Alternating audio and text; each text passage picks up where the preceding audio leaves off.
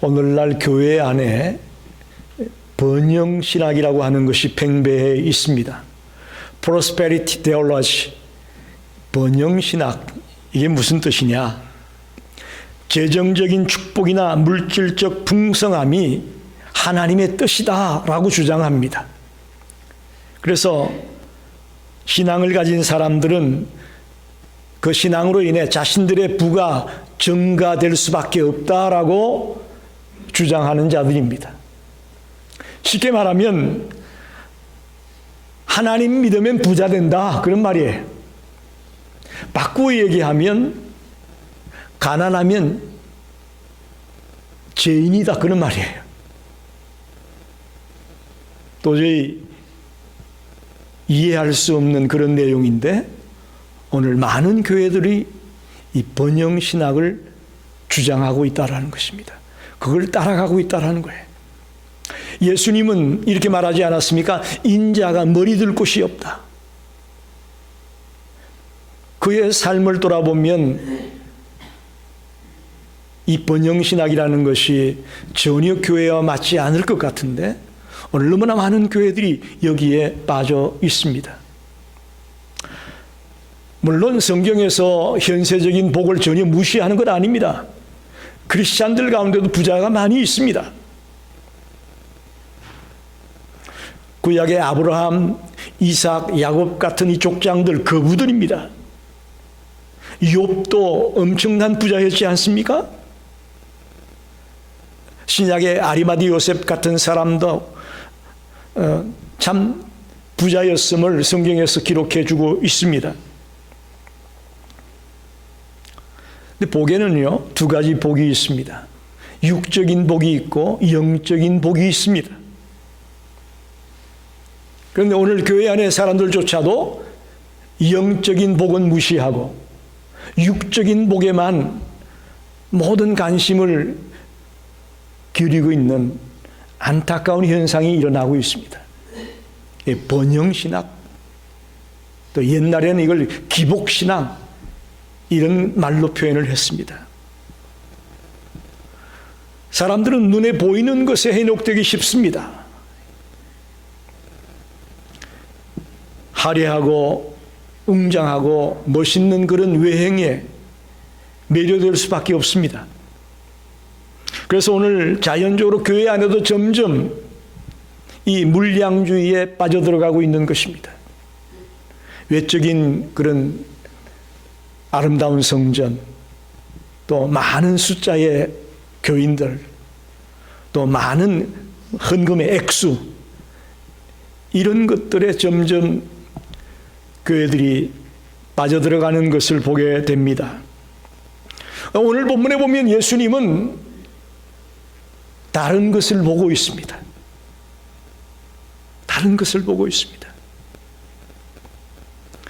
많은 대중들이 보는 것이 아닌 보이지 않는 것, 그 너머에 있는 것들을 예수님은 보고 있다는 사실입니다. 특별히 한 여인의 신앙을 보고 있습니다. 화려해 보이고 웅장해 보이는 그 예루살렘 성전의 미래를 보고 있습니다. 예수님이 오늘 이 가부에 두 렙돈을 드리는 이 헌금을 드리는 장면, 또 이 성전이 곧 무너질 것이라는 이런 교훈을 통해 우리에게 뭘 말씀하고 있는지를 한번 생각해 보려고 합니다. 특별히 저는 이 말씀을 가지고 하나님이 기뻐하는 교회가 어떤 교회일지 여기에 포커스를 맞추고 싶습니다. 도대체 하나님이 기뻐하는 것이 무엇일까? 예수님이 원하는 교회의 모습이 무엇일까를 고민해 보려고 합니다. 첫째는 1절로 4절에 나와 있는 이 가부에 두 렙돈을 드리는 이 헌금하는 장면을 통해서 주님을 위해 최선을 다하는 교회가 주님이 기뻐하는 교회다, 이렇게 말씀드리고 싶습니다. 주를 위해 최선을 다하는 교회, 우리가 섬기는 이 교회가 주님을 위해 최선을 다하는 교회가 되기 원합니다. 또 우리 모든 성도님 한 사람 한 사람이 주님을 위해 최선을 다하는 성도가 되기를 원합니다. 적당히 그저 그냥 이름 올려놓고 적당히 어디 가면 나도 예수 믿는 사람이다 라고 얘기하는 것으로 신앙생활 하려고 하지 마시고 정말 최선을 다해 주를 섬길 수 있는 그런 믿음의 사람이 되기를 원합니다. 그것이 하나님이 기뻐하는 성도요 교회입니다. 오늘 본문에 부자들은 헌금계에 많은 헌금을 드렸지만 한 가부가 동전 2개를 드렸다고 말씀하고 있습니다. 요세푸스라는 역사학자의 책에 보면 예루살렘 성전에 들어가면 제일 먼저 나오는 것이 이방인의 뜰이 나옵니다. 그리고는 거기에서 미문을 거쳐서 들어가면 그 다음에 나오는 뜰이 여인들의 뜰입니다. 여인의 뜰이 나옵니다. 그 여인의 뜰에 가면 헌금계가 나팔 모양으로 되어져 있는 헌금계가 13개가 놓여 있었습니다. 그래서 그 7개는 성전세라고 하는 것을 넣는 헌금계고 또 6개는 낙헌제를 드리는 헌금계가 놓여 있었습니다. 성전세는 성전을 운영해 나가기에 필요한 그런 것들을 충당하기에 드리는 헌금함입니다. 그 당시만 해도 번제를 드렸지 않습니까? 번제를 드리기 위해서는 포도주라든지 기름이라든지 나무라든지 향료라든지 여러 가지 것들이 성전에서 필요했습니다.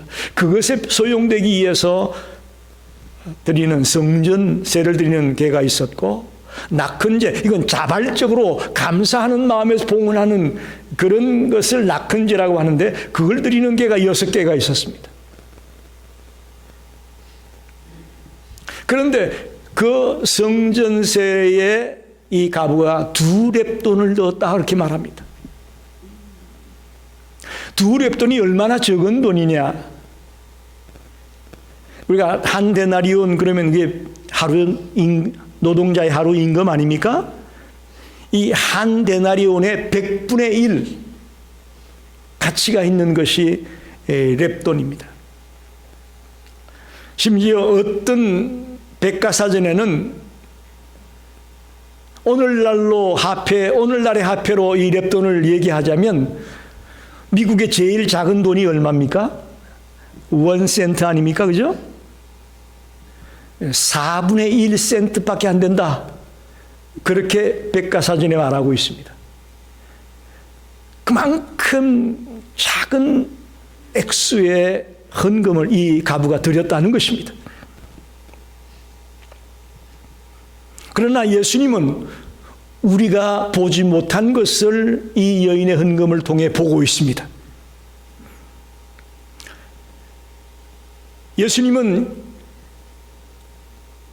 제자들이 지금까지 보아온 그 헌금 많이 드리는 자들 많이 봤지만 이 여인의 헌금이 가장 많이 드린 것이라고 표현하고 있는 것입니다. 이해가 안 되죠.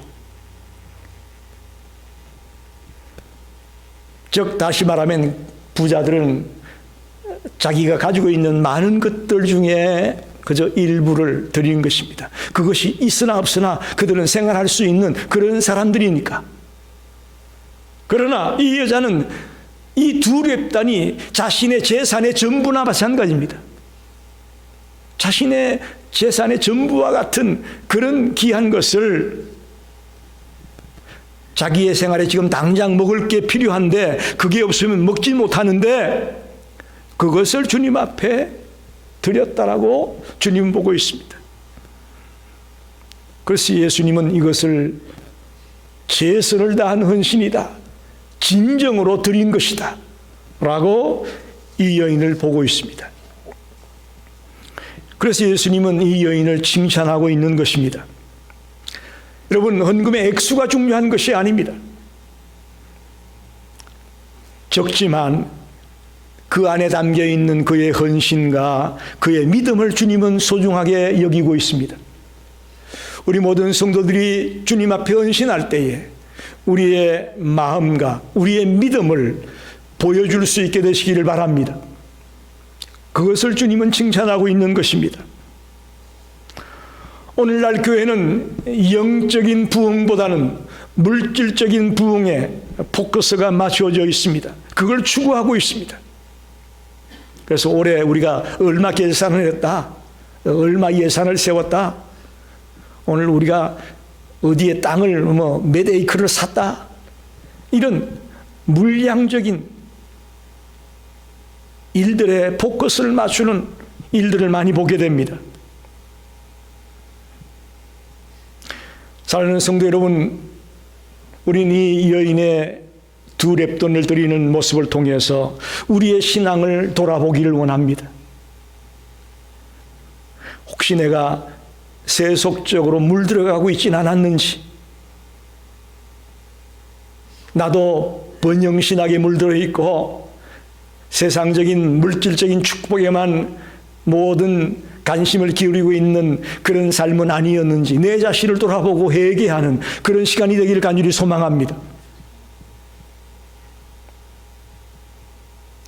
교회의 크기와 성도의 수를 자랑하는 그런 분위기들이 오늘 우리 주변에 너무나도 자연스럽게 나타나고 있습니다. 여러분, 교회는 살아있는 유기체입니다. 하나의 눈에 보이지 않는 끈으로 연결되어 있는 한 몸입니다. 이 교회가 양적인 성장도 물론 필요하겠지만 질적인 성장을 가져오는 일에 앞장을 설 수 있기를 간절히 소망합니다. 그래서 우리가 작은 예수가 되자, 작은 예수가 되자 그렇게 꾸준히 외치고 또 외쳤는데 그게 바로 질적인 성장을 의미하는 것이거든요. 우리가 어디를 가든지 작은 예수로 사는 거예요. 가정에 돌아가도, 직장에 돌아가도, 친구들을 만나도, 어떤 동창회에 가도, 어떤 모임에 가도 떳떳하게 작은 예수답게 살아간다면 주님은 그걸 보고 굉장히 기뻐하실 줄로 저는 믿습니다. 우리가 가진 물질이 어느 정도인지, 우리가 가진 재능이 어느 정도인지는 하나님 앞에 중요하지 않습니다. 풍족한 중에 일부만 떼어드리고는 나 할 일 다 해서 라고 있다면 그것은 주님을 기쁘게 할 수 없습니다. 즉 물질만이 아닙니다. 우리의 관심사가, 또 우리의 시간이, 우리의 재능이 온전히 주를 위해 최선을 다하는 일에 초점이 맞추어져 있기를 바랍니다. 여러분의 지금 관심사가 뭡니까? 2023년을 맞아서 어떤 관심사를 가지고 지금 살고 있습니까? 물질만이 아니라고요. 우리의 시간도, 우리의 재능도, 우리의 모든 것들이 주를 위해 최선을 다할 수 있는 그런 마음가짐을 주님 원합니다. 왜 그러냐? 여러분, 하나님은 우리를 위해 누구까지 주셨습니까? 하나밖에 없는 독생자 예수 그리스도까지 내어주지 않았습니까? 또 예수님은 우리를 위해 어떻게 했습니까? 자기의 몸을 십자가에 내어놓으셨습니다. 도저히 사람으로서는 견딜 수 없는 그런 고통의 자리에까지 기꺼이 자기를 내어놓지 않았습니까? 우리도 하나님처럼, 예수님처럼 비록 적은 것이지만 우리가 가지고 있는 모든 것들을 주를 위해 최선을 다할 수 있는 그런 믿음의 사람이 되기를 간절히 소망합니다. 그런 교회를 하나님이 기뻐하신다는 말씀입니다. 두 번째는 5절로 9절까지 나와 있는 예루살렘 성전의 미래를 말씀하고 있는 내용인데, 즉 이것은 가깝게는 예루살렘 성전의 멸망을 얘기하는 것이지만 멀게는 이 세상의 종말을 향한 말씀이 계속되고 있습니다. 원래는 5절에서 38절까지 끝까지 다 읽어야 되는 말씀이지만 5절로 9절까지만 본 것입니다. 성도의 충만한 믿음으로 서 있는 교회를 주님이 기뻐하신다. 저는 그렇게 봅니다. 오늘 이 말씀을 가지고 예수님이 하고자 하는 얘기는 우리의 믿음을 강조하는 것입니다. 5절 6절을 보게 되면 사람들은 아름다운 돌들과 흙물로 꾸며진 성전에 감탄했습니다. 와, 멋있다. 감탄하고 놀랐습니다. 여러분, 제일 첫 번째 지어진 성전이 뭐죠? 솔로몬 성전입니다. 제1성전, 솔로몬이 지은 성전이에요. 어마어마했죠. 그런데 바벨론에게 멸망당할 때 다 무너져버리고 두 번째 제2성전이 누가 지은 성전입니까? 이 스룹바벨이 지은 성전입니다. 포로에서 돌아와서 스룹바벨이 지은 성전, 이건 솔로몬의 성전에 비할 바가 없는 아주 초라한 그런 성전이었습니다. 근데 지금 여기서 지금 예수님과 제자들이 보고 있는 성전은 제3의 성전이라고 볼 수 있습니다. 헤롯 대왕이 보수하고 정축한 그런 성전을 의미하는데 성경이 보니까 46년 동안 지었다고 합니다. 46년 동안. 얼마나 그 성전이 화려하고 어리번쩍했는지 아시겠죠. 그런데 이 성전을 보고 예수님이 하시는 말씀이 돌 하나도 돌 위에 남지 않고 다 무너뜨리리라. 이 웅장하고 이 화려한 성전이 무너질 것이라고 말씀합니다. 다시 말하면 예수님이 볼 때는 외적인 치장이나 어떤 수적인 이런 결과, 이런 것들이 아무런 의미가 없다는 것을 말씀하는 것입니다. 순식간에 무너질 수 있다는 거예요. 끝내 마지막에 남는 건 우리 개개인의 믿음이에요. 여러분, 이 말씀을 꼭 기억하십시오. 어떤 흐름에 쫓아 내려가는 그런 신앙이 되지 말고요. 여러분, 1대1이 주님과 나와의 관계가 바로 정립되어 있는 이 믿음이 가장 소중하고 가장 귀한 것임을 기억하십시오. 다른 거 다 무너져도 1대1로 내가 주님과 나의 관계가 바로 서 있는 사람은 문제가 없습니다. 그렇지 못하고 분위기에 심취해가지고 따라가는 그런 믿음, 그런 신앙은 화려해 보이는 성전 순식간에 무너진다고 말하지 않습니까? 대단해 보이는 그런 숫자 아무것도 아니라고 말씀하지 않습니까? 그러자 7절에 제자들이 묻습니다. 주님, 이런 일이 언제 일어납니까? 어느 때 이런 일이 일어납니까? 또 일어나기 전에 어떤 징조가 있습니까? 라고 질문을 하게 되죠. 그러자 예수님은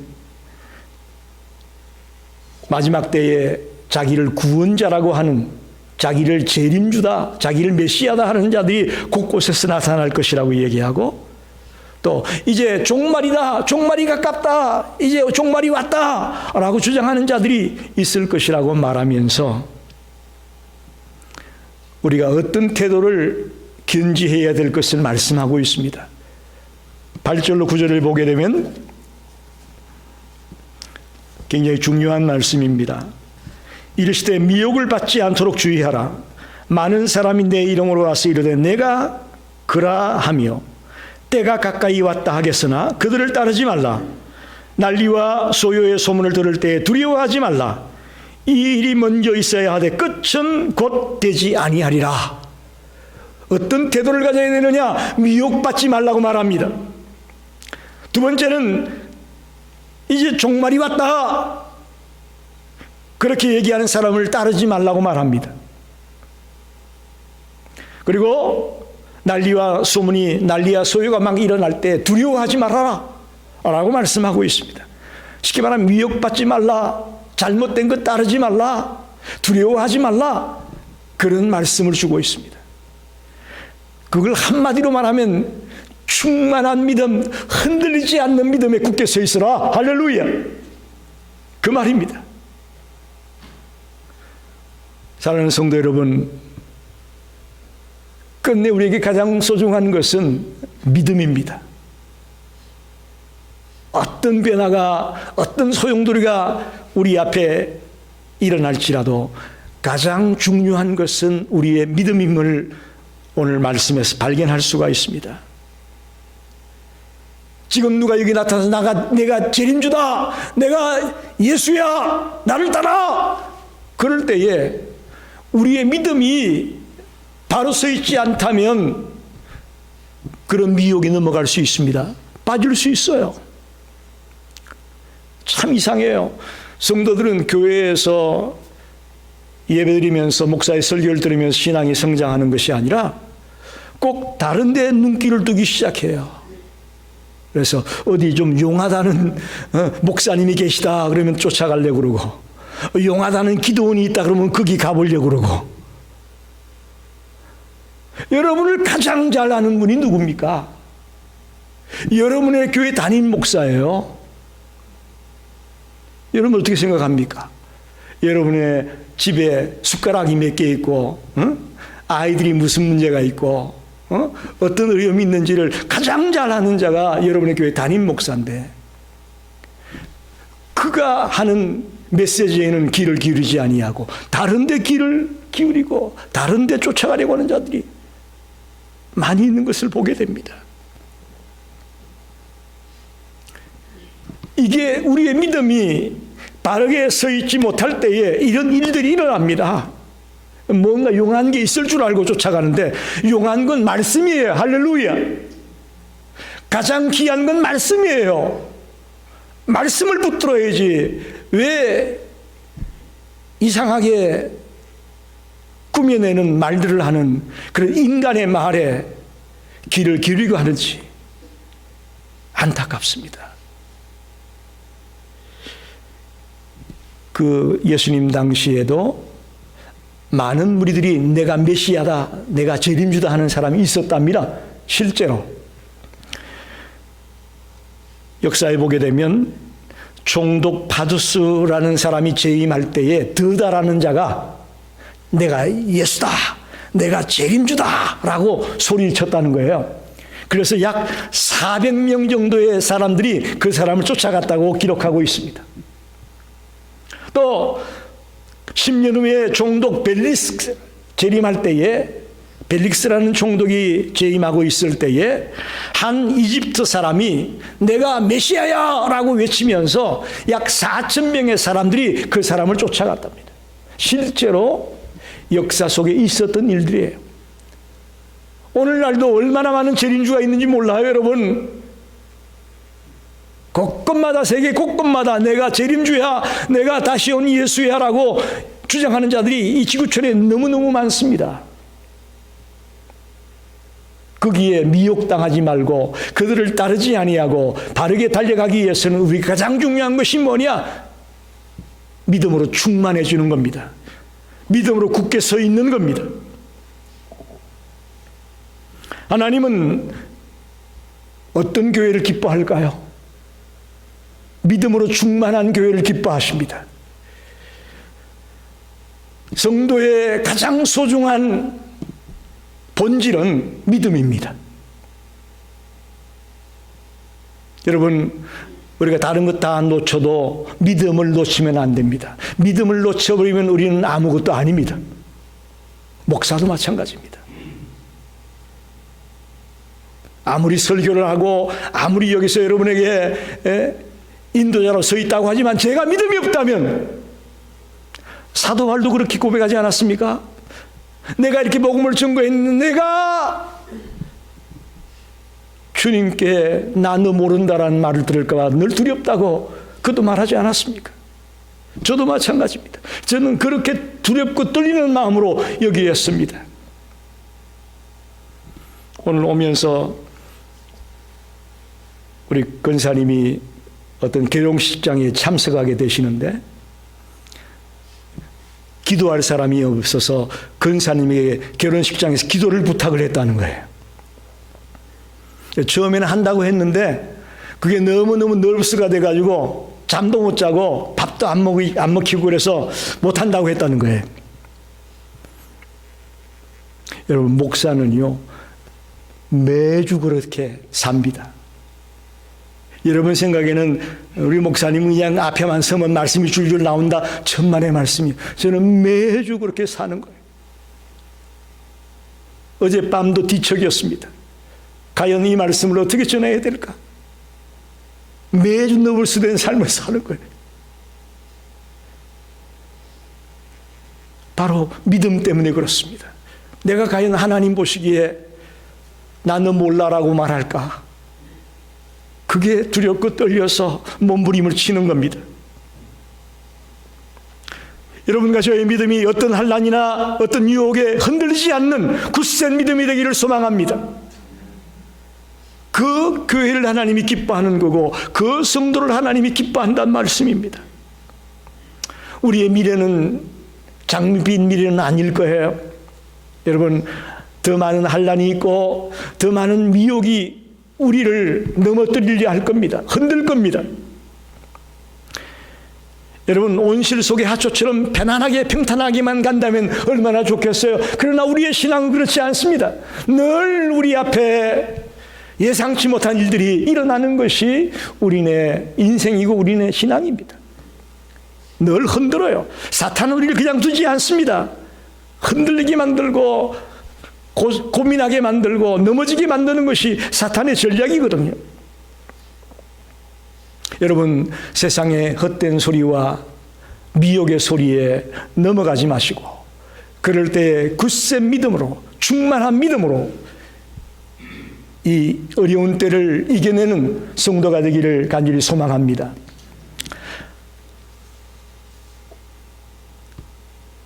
거짓 예언자들의 이단의 소리에 유혹당하지 마십시오. 멸망의 징조가 우리 앞에 일어나더라도 두려워하지 마십시오. 주님의 말씀이 그대로 이루어질 것을 믿고 달려가는 성도가 되기를 바랍니다. 그게 바로 주님이 기뻐하는 교회고 주님이 원하는 교회의 모습입니다. 말씀을 정리합니다. 오늘 저는 본문 가운데서 하나님이 기뻐하는 교회를 이렇게 봤습니다. 가부와 같이 주님을 위해 최선을 다하는 그런 교회를 주님이 기뻐하신다. 또 하나는 마지막 때의 환난과 미혹 가운데서 흔들리지 않는 믿음으로 충만한 교회를 주님이 기뻐하신다. 이 시카고 열린 교회가 이렇게 주님이 기뻐하는 교회로 우뚝 서기를 소망합니다. 주님은 헌금의 양이나 또 성전의 화려한 모습 이것만 보지 않았습니다. 보이지 않는 것을 보셨습니다. 그 여인의 최선을 다한 헌신을 받고 견고한 흔들리지 않는 믿음을 강조하셨습니다. 저와 여러분이 과연 어떤 신앙을 가지고 가야 될지, 또 이 교회가 어떤 교회로 달려가야 될지 오늘 말씀을 가지고 다짐하고 결단하는 성도가 되시기를 간절히 축원합니다. 기도하겠습니다.